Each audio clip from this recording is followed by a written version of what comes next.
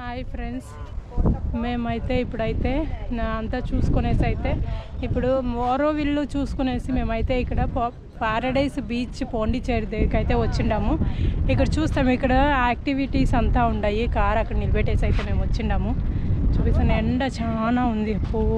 Cap పెట్టుకుని చూపిస్తాను ఇక్కడ చూడండి.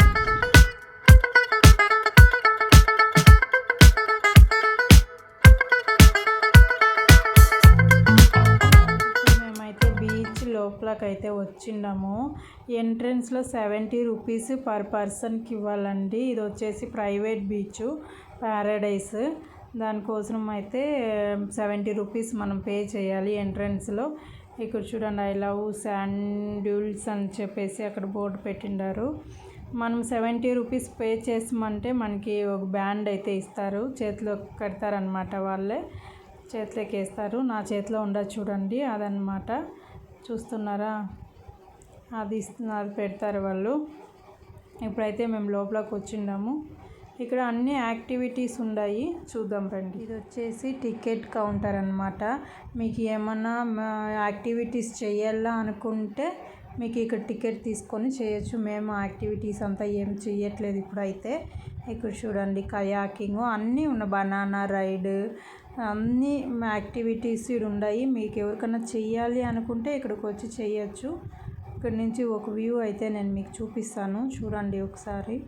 ఎండ్ కాబట్టి ఎవరు వెళ్ళట్లేదు, అందుకోసం వాళ్ళు రెస్ట్ తీసుకుంటూ ఉండరు అనమాట.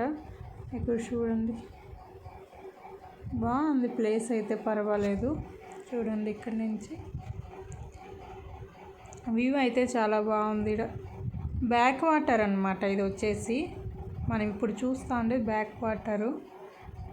చూడండి, బీచ్ దగ్గరికి అయితే మనం వెళ్తాం. ఇప్పుడు ఈ వ్యూ చూపించేసి నేను ఇప్పుడైతే బీచ్ దగ్గరికి వెళ్తాను. మీరు కూడా ఒకసారి చూసేయండి.